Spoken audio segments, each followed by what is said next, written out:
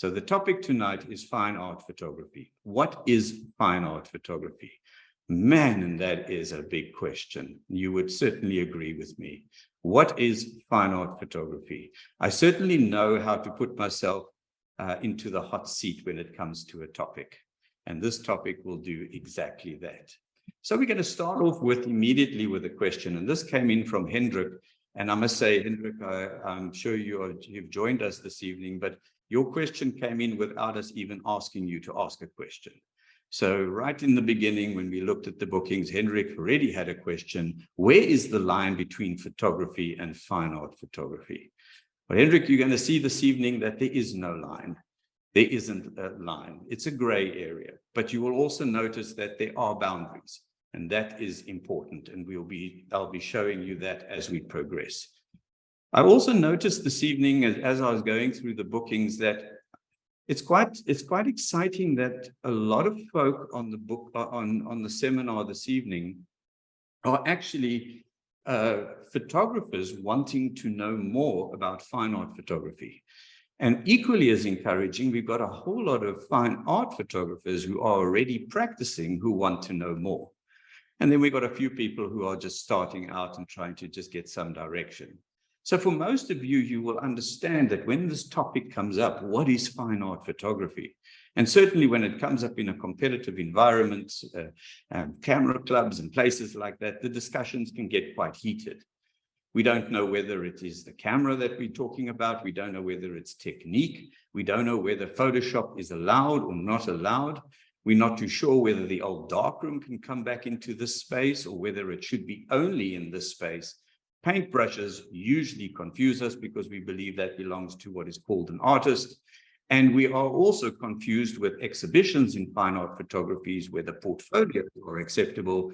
And does the work necessarily have to be weird to qualify? Am I speaking to the correct audience here?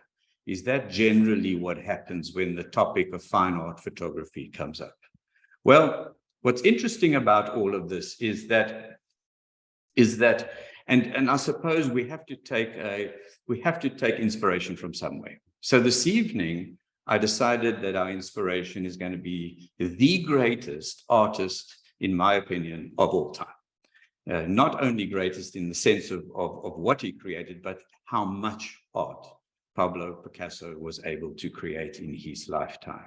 So I've taken him as our inspiration, and I've almost invited him into the session and said to him, can you help to give us some guidance as photographers who need to understand where these boundaries actually lie so that we can answer Hendrik's question? So Pablo Picasso, I don't know if you know, but he really enjoyed photography. He found that photography was an absolutely exciting medium. And he used photography extensively to paint from, or photographs to paint from and to get inspiration from. One of his quotes is, I've discovered photography, now I can kill myself. There's nothing else to learn. So the power of photography certainly made an impression on him, and on him certainly as an artist. I also wanted to pick him because I just love some of his quotes. So we just got to throw a couple of these in if you don't mind. He says, when I was a child, my mother said to me, if you become a soldier, you'll be a general. And if you become a monk, you will end up as a pope. He ends the quote by saying, instead, I became a painter and wound up as Picasso. So this is the man that we've invited into our talk this evening, and he's going to be giving us some sound advice as we progress. Let's start this conversation off with pure definitions. I think that's the best place to start. So instead of me giving you the gospel according to Martin, let's go and have a look at what dictionaries say about these topics that make it difficult for us to decipher. So the definition of art. So here I went to the Britannica Dictionary. I think I found one of the best ones here. So let's have a look how art per se is defined. It is said that art is something that can be created with imagination and skill. I like that. And that is beautiful, or that expresses important ideas and feelings. I think you need to already underline ideas and feelings. I think that is important. Imagination and skill, important, but certainly ideas and feelings. I then had a look to see what is the definition of fine art, because certainly that's in the topic, that's a headline in the topic that we are discussing this evening. And the definition of fine art, and here I looked at Oxford Languages, and there's a beautiful definition that says creative art, especially visual art, whose products are to be appreciated primarily or solely for their imaginative, aesthetic, or intellectual content. And then it goes on. Can you see it goes on and it says, this excludes photography. Do you see that? Do you see it says there very clearly, this excludes photography and it excludes all photographers. Is that what it says? No, that's not what it says. So let's have a look at the definition of photography. See, we are confused about the subject of what is fine art photography. Let's look at what is photography. Again, Oxford Languages gives us a really short in-look into what we love. And that is the art, love it, underline the word art, or practice of taking and processing photographs. How short and sweet is that? That is brilliant. And that includes all camera users, every single one.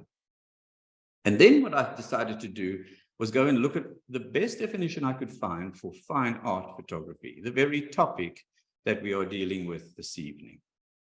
The definition of fine art photography. And here I looked into Wikipedia, and Wikipedia says this: fine art photography is photography created in line with the vision of the photographer as artist. Do you see that? Vision of the photographer as artist, using photography as a medium to create expression. Brilliant, brilliant definition. Photographer as artist. So here's the question. Why is it then that such heated debates take place, not only in photographic clubs, not only in competitions, not only amongst peers, but amongst everybody who is involved in this, to what photography and fine art photography specifically is? So here I'd like to introduce what I would call public perception. So perception of what people think versus what actually is. Photography as art, now notice the headline, photography as art, is normally frowned upon. Who's it frowned upon? Who frowns upon it? Society in general frowns upon it. Public themselves, photographers, artists, gallerists, collectors, just about everybody frowns upon this, usually not understanding what is actually happening. So first of all, let's understand why there's a frown. First of all, photography is based on maths, science, and chemistry. So it comes from that basis when it's presented. It's been built out of from mathematicians, scientists, and chemists. It's accessible. Who's it accessible to? Everybody. Did you know that today, right now, as we speak, 4.7 billion photographs were taken? Listen to that. 4.7 billion photographs were taken. Can you imagine George Eastman, the founder of Kodak, now looking down and saying, oh my goodness, what did I create? 4.7 billion photographs. That's 1.7 trillion photographs in a year. So when you say photography as art, you're just one of those many, many people taking photographs. The public perception is that photography is easy. I think mobile photography has brought that along. There was a time when professional photographers were respected for what they knew. Today, the phone makes it so easy that the public generally think when you say, I'm into photography, they think it's as easy as picking up their smartphone. And then the Photoshop syndrome kicks in. So when you show something that's half decent, they say, has that been Photoshopped? In other words, have you crooked? Have you changed something dramatically? And then, of course, because it's a reality-based medium, it's considered by the public as less expressive. We are certainly dealing, when we look at the camera, the poor camera itself is certainly frowned upon. The last thing I want to introduce here is that photographs, in comparison to traditional art medium, is not archival, or that's what the public feel. Today, that is not true anymore, but still the public do feel that. They feel that the colors will actually fade. So let us just scratch off the word or the words or the sentence photography as art. Let's take that away. And let's replace that with photographer as artist. There should be a lot of clapping going on. There should be say, I've got some idea where this guy's going, and this is interesting. So put your seatbelts on. Photographer as artist. You say, I'm not an artist. Are you a photographer? Yeah. Watch this. When you define photographer as artist, it's not about the equipment and it's not about the technique. It's about the artist's intention. Everything comes down to your intention. What is your intention when you create that piece of work, whether it be a straight photograph or whether it's not? So the question is, am I an artist? If I own a camera, am I an artist? Well, Pablo says this. In every photographer, and notice the word, in every photographer, there was a painter, a true artist awaiting expression. Isn't it interesting he uses the word was? And perhaps there's many reasons why he has put it there, but maybe it's because many photographers never allow themselves to be expressive as an artist. Maybe it's because of that. It's a highly debatable point, but it's definitely something to consider. So if we say, well, what is the definition then of fine art photography? Or what should the definition of fine art photography be? Well, at this point, if you're not prepared to listen, you are welcome to turn away. But this is the gospel according to MO. And MO is me, Martin Osner. So this is what I would suggest the definition of fine art photography should be. Fine art photography should be, and I'm taking a bit out of everything that we've seen now, imaginative, aesthetic, or intellectual content that expresses important ideas or feelings, which represents the photographer's vision as artist. I think that is key. And then, regardless of the equipment, medium, or technique used. That is what I would suggest would be the definition of fine art photography. Imaginative, aesthetic, or intellectual content that expresses important ideas or feelings, which represents the photographer's vision as an artist, regardless of the equipment, medium, or technique used. Further, it says the two most frustrated trades are dentists and photographers. Dentists because they want to be doctors, and photographers because they want to be painters. So there's a little bit of truth from our great painter, just to bring us all back to ground zero.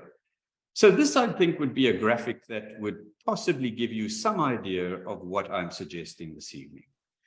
In the middle here, we have the photographer. And believe me, I'm talking about myself here as well, because I spent 20 odd years as a photographer, where I purely worked with photography. So as a photographer, this is generally how a photographer's world will unfold. As we get into photography, the first thing that comes to mind is equipment. How many of you have found that? Equipment is probably the thing you discuss more and more and more with fellow colleagues. Two people meet, they're photographers. The one says, oh, I do photography. The other one says, great, me too. What do you shoot on? So the first question is about equipment. It's not about anything else. Once we've got our equipment aligned, or we set up, or we're happy with that, subject is the next thing that tends to get on to start to interest us. What sort of subject I'm going to be photographing? Is it portraiture? Is it landscape? Is it this? Is it that? Is it a bit of that? Whatever it is. And then we start to think about, where are we going to do this? And isn't it crazy that many people getting into photography tend to find that camera equipment and location is the secret to great photography. If I travel to far places and I've got expensive equipment, I will be okay. But soon you find out that that's not exactly true, because light is what makes great photographs, and you cannot argue or deny that. And once we start to learn to work with light, then it's simply exposure, focus, and we're ready to go. We try to shoot that decisive moment as a photographer, that very moment where the light is right, the movement is right, that moment, everything is right.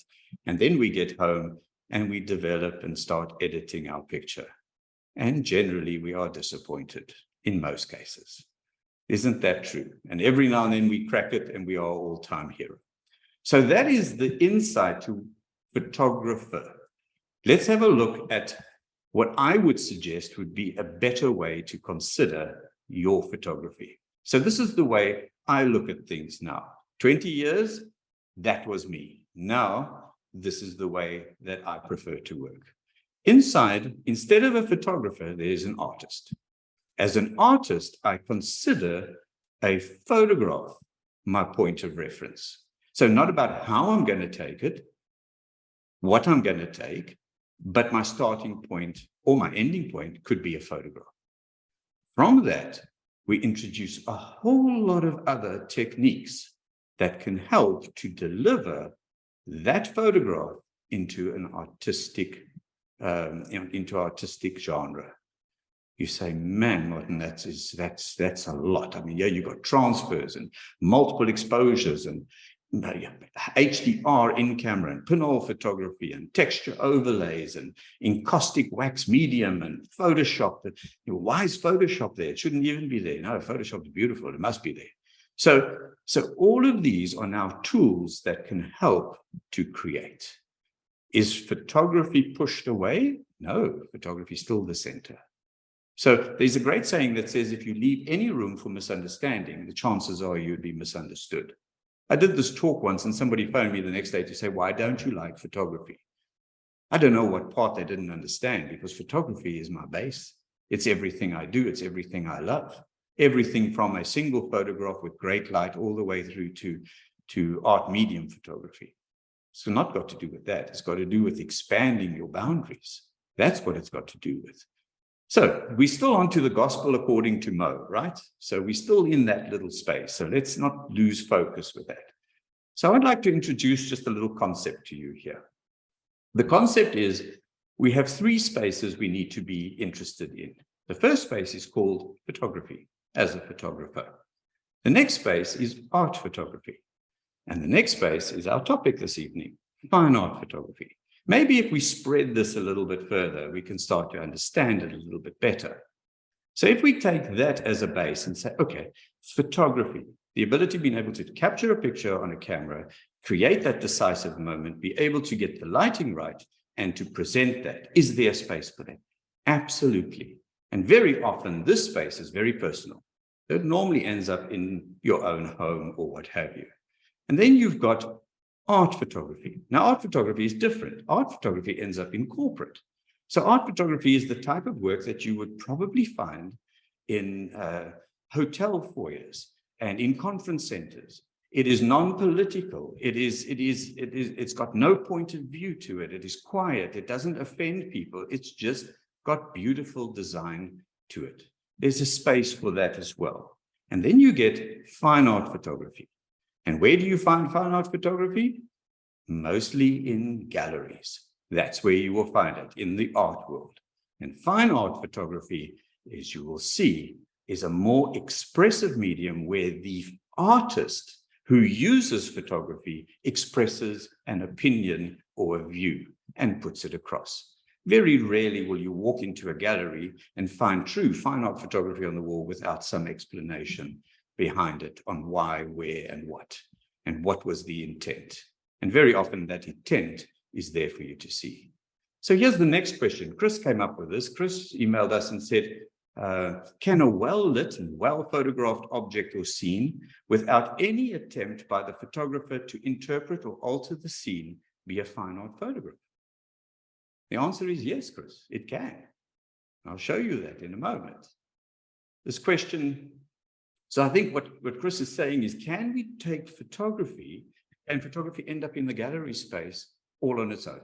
One picture, one exposure, good light, good processing, good printing, done. The answer is yes, it can. This question also came in from Mark. Mark also says, does pure photography ever become fine art? So where is the line between the two?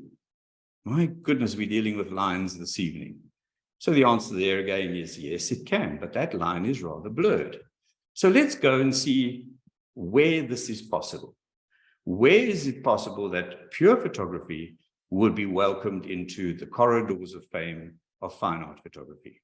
First of all, the definition behind fine art photography allows us to look at certain characteristics behind what we would perceive a fine art photograph to be. It needs to have artistic intent. That's probably one of the single biggest obstacles that we face as artists, is what is the intent and what are we trying to show? It needs to be exclusive. It needs to be, in many cases, limited in edition, so that there's not many available, that there is some scarcity. It needs to be bespoke, as I've said, and it should have some kind of an investment or archival value to it, to somebody who's prepared to actually invest in a piece. And it should be found in art galleries and museums around the world. That, to me, again, the gospel according to Martin, is what a fine art photograph should be in order to be called that. So in order to move a photograph into the fine art space, there's a couple of ways we can get there. The first one I would call a decisive moment. The decisive moment. And the decisive moment is where you pick up the camera and everything comes together. And not only does it come together, but it creates impact. It's like one of those pictures when you just know you've got it. And when you show it, people are interested in it and questions are evoked from it. So this is one of the few of my own works that I'll be showing this evening. But here, a defined moment has created a photograph that went straight from the lens, straight into processing, printing, and into a limited edition series, if that makes sense to you. So that's one road from photography straight into the fine art photography space. The second is recognition. We spoke about this today at a meeting we had, but most of the public invest in artists, not in necessarily just their work. They invest in the artist, the person behind the work. So recognition means a lot. So, for example, this photograph of Hooghart Milan. Hooghart is one of our younger landscape photographers who shows in our gallery. Incredible work. This particular photograph of Hooghart's was just registered today. The artist proof for this picture today was registered for R500,000. You say, what? Well, this won him a prestigious award. From that, he got worldwide recognition for this photograph. And on top of that, he's built up a really good name for himself. So that's another way that you can get into it. The third way is historic, and that's that moment in time. So if you have a look at this photograph of Joe Rosenthal, this was the raising of the flag. And here we're talking about the end of the Pacific War when this was photographed. I mean, it's a worldwide known photograph. This has fine art photography all over it, and it will do well in any gallery it's put into. It's got historic intent. So that could get you into that space as well. Celebrity status can get you there too. So here, either photographing celebrities who need to be put onto exhibition, or celebrities themselves can find their way into the fine art photography space a lot easier than most. Did you know that Brad Pitt, Jeff Bridges, and Bryan Adams are all photographers?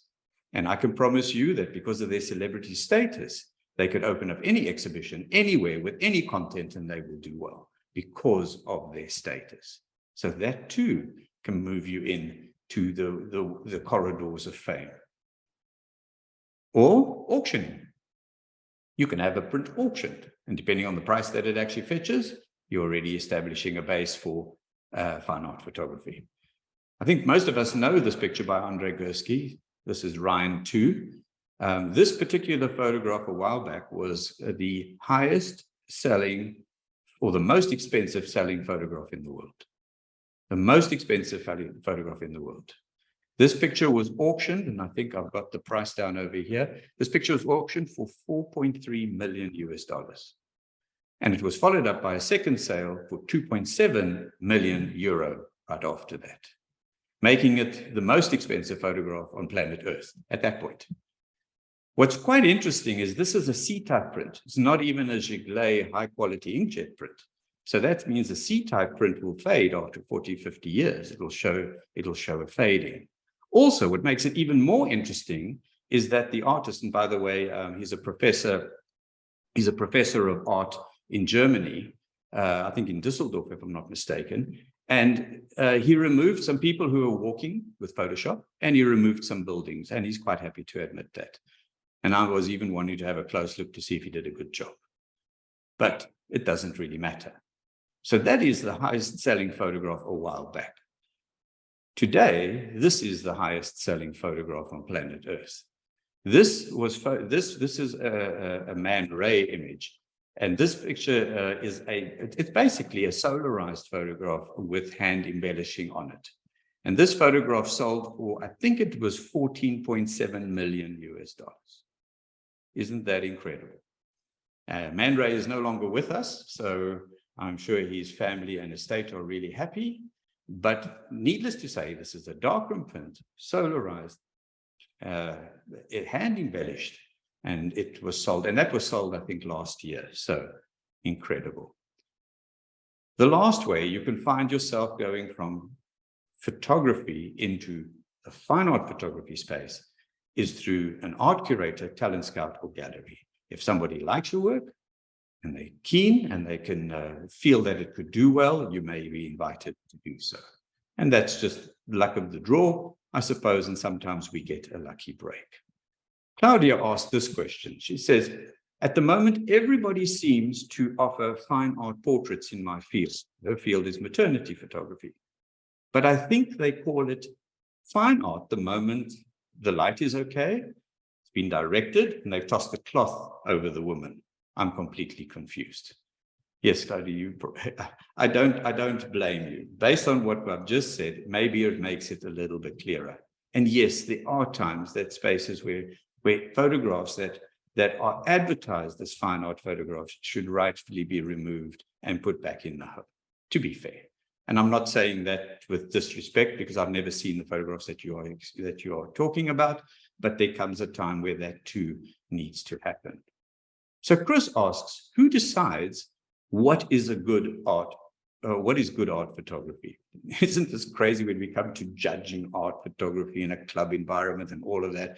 I suppose that's maybe where the question is going, but let me deal with the question as it stands. Who decides what is good art photography? Chris, this is who decides. The lady on the left, the lady in the middle, and the guy on the right. The public decide whether it is good or not. And how do they decide? Chris, they pay. And they are really tough, and they don't pay for anything they don't like. So that is your ultimate critic in the world of fine art photography. In the world of fine art photography, the public will judge you, not your family. Family can't do that. Not your friends, they can't do that. The public, the ones who actually end up paying, they are the ones who will vote. Jose, and I know Jose's out in Brazil, so welcome, Jose. You asked how much fine art photography depends on the photographer's emotion and not in the process or paper quality. Interesting question. My answer over there, Jose, is that the process is not necessarily that important. Emotion is. And paper quality is not that important. It just adds to it. But the emotive quality is incredibly important. So I would never undervalue that in fine art photography. So if we're talking about it, what we're really saying is, as a photographer centered with all of our things around us to take a photograph, how easy is it to move over into the world of artist who uses a camera or photography? Well, let me show you this just before you get too excited. The world of art and the world of photography are completely worlds apart. And funny enough, there's very little fence sitting here. When I teach fine art photography and art photography, one of the most difficult challenges I face is trying to get my artists in training to understand what art is, because we tend to judge everything based on what we know with photography. But look at this for two different things. Photography starts with an exposure. Art starts with an idea. Photography is all about precision. Precision lenses, precision processing, precision printing. apochromatic lenses, highest quality that we can get, best sensors on the market. It's all about precision. Art is imprecision. It's completely opposite. Photography is about crisp and smooth, low ISOs, little grain. Art is about texture and grunge. Yes, you get some artists who can paint photorealistic or paint photorealistic that you can hardly tell the difference between a photograph and a painting. Extremely skilled, but they're far and few in between. Most art is textured and grunged and imprecise. In the camera, it's natural color. In art, it's unnatural and exaggerated color. In photography, it's photorealistic. It's more real than real itself. In art, generally, it's surreal. In photography, we deal with realism. In art, we deal with abstraction. It's different. Photography is historic. It's a moment we record that is in time for history. Art is fiction. That's why many of our great authors, and I think it was even Ansel Adams who said, people believe photographs, they don't believe paintings. That's true because a painting is fiction. Photography is a moment in time. Art is timeless. In order to cross this road, you need to know what you are crossing over to. They say, careful what you ask for, you just might get it. And that's what I'm saying here. You cannot be on one side and not the other. But what's beautiful about fine art photography and an artist who uses a camera is you can have it all. You can have that moment when you have precision, crisp, natural color, photorealistic, realism, historic, a moment in time. You can have that when it arises, but you can have all the other stuff on the other side of the menu as well. And that's what makes it more interesting. Anthony said this, he said, would a photograph be considered fine art if arrangements, adjustments, and manipulations are done by the use of a mouse and Photoshop instead of paint? Brushes, pens, and inks, pencils, chalks, and pastels. Gee, Anthony, you've gone through the whole list here. Interesting question. Would a photograph be considered fine art if arrangements, adjustments, and manipulations are done with the use of a mouse and Photoshop? So you're asking, what is the power of Photoshop? Justin also asked the same question. Can you create fine art photography by just using Photoshop? Well, Justin, you can. Yes, of course you can. My question is, why would you? You see, the problem with Photoshop is that it is so powerful that when you start using the Photoshop filters, the art filters, it becomes predictable. And to a trained eye, you can see it straight away. It's quite funny that when you put over a filter in Photoshop and you show it to an audience who understands it, they say, oh, did you use the plastic wrap filter? It's like you already know, you can already see what is being used. So my answer to you is, yes, you can, but why would you? So I've gathered a few photographs from my artists in training just to show you some befores and afters. Now, I wish I could show you everybody's because I've got so much to show, but we just gathered a few options just to give you an insight. So Gail, this is a photograph that she took in New York. Look at the picture on the left. And then on the picture on the right, this is encaustic medium. So she's used encaustic wax and medium, and then she's also used some overlays with it as well, with some copper overlay that she's rubbed in. Look at the intent and look at on the left-hand side, we have a snapshot. On the right-hand side, we have a piece of art. And it's exactly the same picture, just taken through a process. So Justin, that's what I'm saying. Anthony, that's what I'm saying. Why would you want to? There's another one of Gail's where a straightforward photograph that was taken on an overcast day in New York has been brought alive using distortion and textures. And a simple process has done that. It is beautiful. Mike is a really, really good wildlife photographer. And he created this impression. Now, Mike generally took things over the top, and he wouldn't mind me saying so. But I think in this case, he burnt this, he did all kinds of things to it, and he created this absolute beautiful impression, which we eventually exhibited two of his works that looked like this. Incredible, but it's done by hand, not by Photoshop. Eddie, who's just started on this venture, he's just finished his first lessons. I mean, I'm showing this because if you look at what's on the left, you cannot believe what's on the right. Here is just a simple, basic photo montage. and so much more interesting.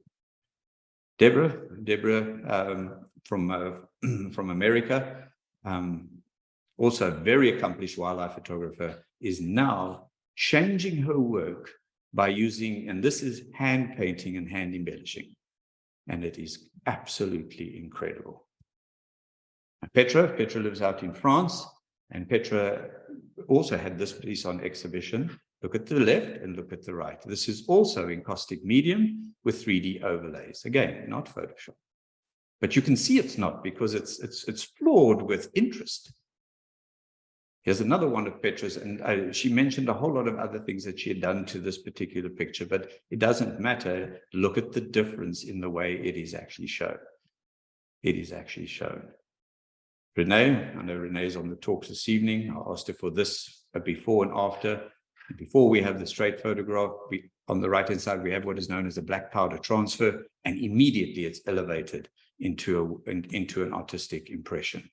And I tell you tonight, I've been doing this for too many years. Photoshop cannot give you this. It can come close, but it cannot give you. It's the difference between really cheap ice cream and good Italian ice cream. That's the difference. And if you know it, you can see it. Here's another one of her photographs, which she put through a black powder transfer, and you can see the result is quite incredible. Ilda, who's out I think also in France, if I'm not mistaken, 2 photographs that she put together. She then transferred them into monochrome, and this is what we call back projection, and she was able to create this beautiful artistic impression. Quite incredible. Photoshop will battle to keep up with that because it's authentic. Angela asked, Martin, why do you use photography to create fine art? Well, Angela, it's because not only can you use all these creative processes to bring your photography into this world of art, but also shooting straight through the camera can mean that you can do realistic pictures, you can do impressionistic pictures just by shooting out of focus or with a pinhole, you can do expressionistic or expressionism type pictures just by using multiple exposures in camera without having to go anywhere. And you can do abstraction. What a wonderful medium. So the camera can really perform artistically on its own if it needs to. Pat asked this, what camera do you use? Pat, I had to put this question in. My answer is one that works. And I'm going to leave it at that because the camera doesn't matter. It does not matter. As long as it works, if you remove the lens cap, and it's able to record light because the shutter and the aperture are working and the ISO and the light meter, it's fine. It's not about the camera, it's about artistic intent. That's like asking a painter, with all due respect, but what brushes do you use? What oils do you use? Which brand do you use? And where do you buy it from? We're not really cared about that. So at the end of the day, exposure, focus, color, distortion, depth, processing, and editing are all characteristics in photography that can be used both to do technical proficient images as well as artistically inclined work. All of this can be drawn into your world of fine art photography. It is a maze of information. There's no straight lines. I said tonight is slightly blurred. It's more like this. It's like a maze. It's all over the place. But hopefully what I've shared with you this evening will give you some direction. So I'll close off with this by saying, you as an artist who now considers yourself using photography as one of your mediums, you can embrace your photography then as a creative medium in any way or form.